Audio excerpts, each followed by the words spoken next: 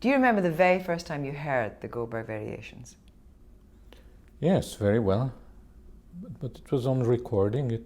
I was maybe 12 years old, and somebody gave me on a Russian pirated record. I was living in Hungary, so Glenn Gould's first recording. The Canadian, yeah. Yes, and that impressed me so much. And I always said, oh my God, will I ever be able to play this? And how quickly after that did you start to practice it? Oh, it took a long, I was much too young then, but I started like at the age of 16, just slowly learning it, slowly, piece by piece. And it took me about 5 years to get the notes. And was it the Goldberg Variations that started your love affair with Bach? No, the love affair is much longer. I always loved Bach, the Brandenburg concertos, the St. Matthew Passion, things like that, yes. So the Goldbergs came later.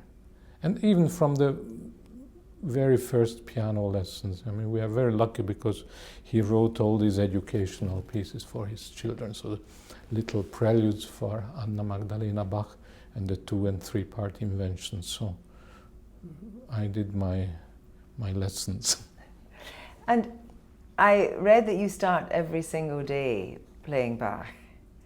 Does it lift your spirits every morning? Yes, it's exactly like that. Every day, it's like a ritual.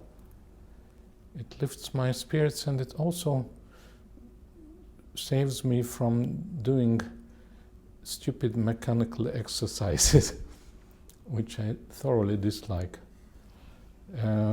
I mean, piano exercises. People who play all these scales and arpeggi and etudes, and I realized at the age of 20 about that, this bores me to death.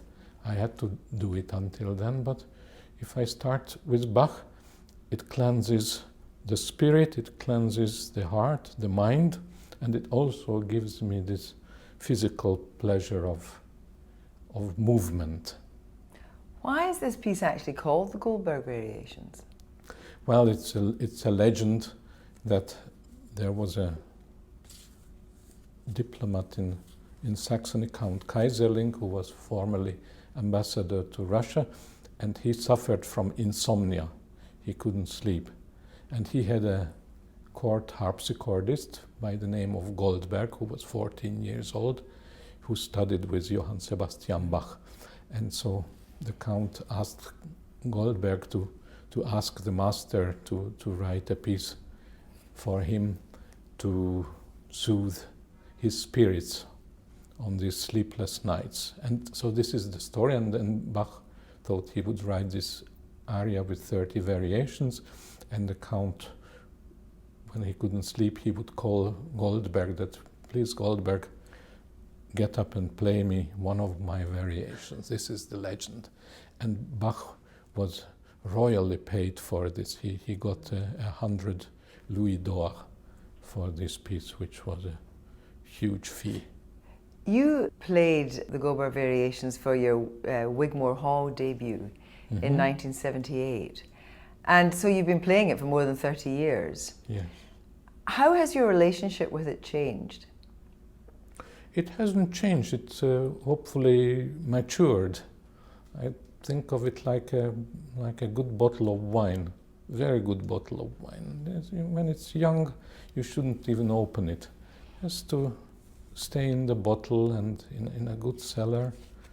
But with music, of course, you have to keep playing it. And then also long periods when you don't play it, you just let it rest. And during that time you are doing completely different things. But those different things and everything else that you experience in life, they influence your interpretation and your concept. So when you come back to Goldberg Variations, when you haven't played the piece for a while, after you've played a lot of other material, does it just kick in immediately? Yes, I never forget it. I'm also lucky to have a good memory, but I really work on it. And this piece is maybe the most important piece in my repertoire, so it really matters. And so I come back to it like to an old friend, but I understand the problems much better. I have a wider view of the horizon.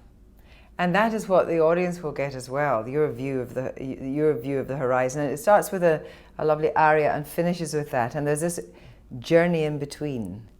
So yes, it's a journey, and it's so because the beginning and the end are identical or almost identical. They form a perfect circle, so it's a circular concept. But Bach's music has been described as sort of mathematical and very structured, but where is the emotion in it? Where does the emotion come from? When I say mathematical, I mean it as a compliment, because I'm not very good at mathematics, but I love it, and I know that there is a beauty and a poetry in it. Mathematics can be also taught or explained in a very dry way, but all people who love it, they agree on that. And if you had a good teacher in mathematics, it's never dry. So yes, there is an intellectual element in Bach, but there is huge emotional range in it. This is a very religious person. Religion is very important. But this is a secular piece. It is a secular piece, but by a very religious composer. And religious, I mean, it's not a limitation, but a liberation.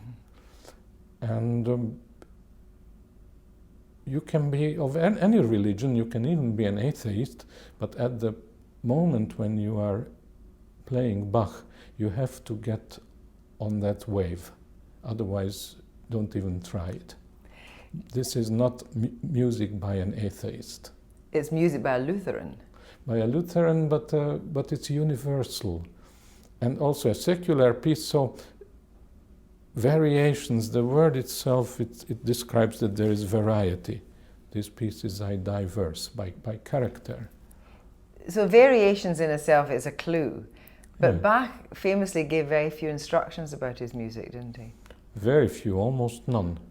You have almost no marks of articulation, of phrasing, of a few marks of piano and forte, which just shows that, you know, as this was written for a harpsichord with two keyboards, he's showing by the piano and the forte marks which hand should play on the upper keyboard and which on the lower. And a few marks, an andante or an adagio, but not much. A few dance markings. There are many dance movements, which is entirely secular. So there are minuets and jig and gavotte and polonaise and all those Baroque dances. And also some contemporary German folk songs with very naughty texts that people must have known at that time. They no longer do, but these are very, very funny folk songs. This comes in the final variation in the quodlibet. This is such a long piece of work and not really designed to be played continuously. Or maybe I'm wrong about that. No, you're not wrong at all. I mean, Bach never conceived it as such. But when we hear this anecdote that when the Count says to Goldberg, play me one of my variations, this sounds like a sacrilege today, because no one would think of playing just one variation. This is a huge piece from beginning to end. It's huge because if you play all the repeats, and I do play all the repeats, not out of pedantry, but out of respect, and also for the sake of the symmetry. This is very symmetrical, which you should not disturb. So you're going to play from memory. Do you always do that now?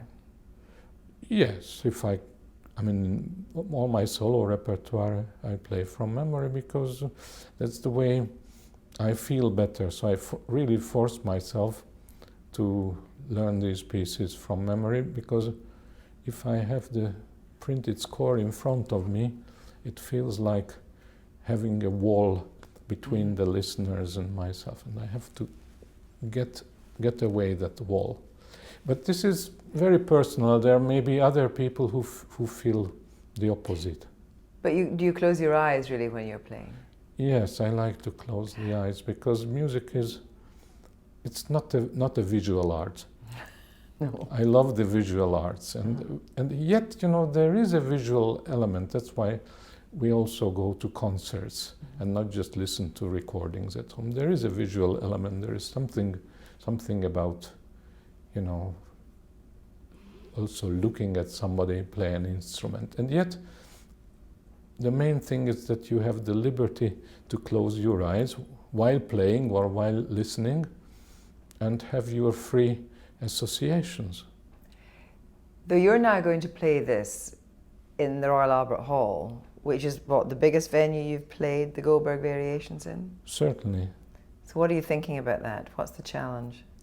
It's a huge challenge because it's a very large venue. There will be thousands of people there, and yet I have to make them think that they are in a living room, and I have to feel like I'm in my own living room. This is very intimate music. Some of it is very virtuosic, but most of it is very confessional. Mm-hmm. A confession is basically a solitary affair between you and the person you are confessing to. So it's not really public. And yet there is this audience, plus there are the listeners on the radio, plus there are the viewers on television. But this is a wonderful opportunity because somehow in your own world you can change the world for about 70-something minutes. Mm-hmm. I don't know what was before or what will be after, but this is something magical.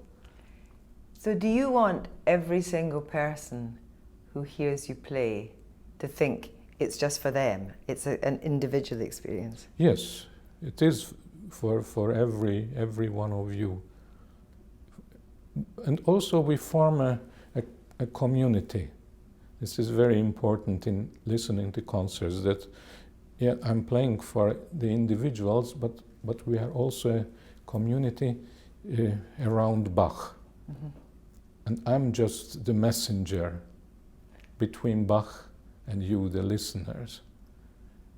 And also it's very important to experience silence at the end of the Goldberg Variations. The good sign of a really good audience is that they are with me, and when the piece is over, I want to have a few seconds of absolute silence.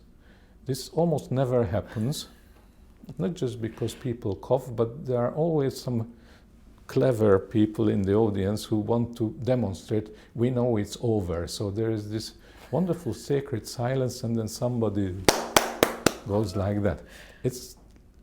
We do love applause at the right time, at the right spot, but a premature applause in the Goldberg Variations or in some other pieces that end quietly, Beethoven's Last Sonata or Schubert's Winterreise, you want to have this silence, and that is a wonderful thing, especially in such a noisy world that we live in. It's noise everywhere. It's a wonderful idea that there will be silence when you play the last note. I hope so. Tell me what the Proms mean to you, because you've been at the Proms, 10 times now?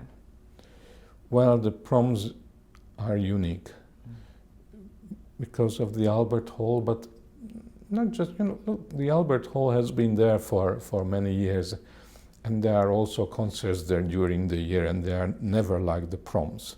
I think the Proms are special because of the Promers and because of this wonderful, devoted, excellent audience. People who are really there for the music. They take great efforts to get there. Mm-hmm. And so I think we all agree on that musicians who have the privilege to play there, that this is something very, very special.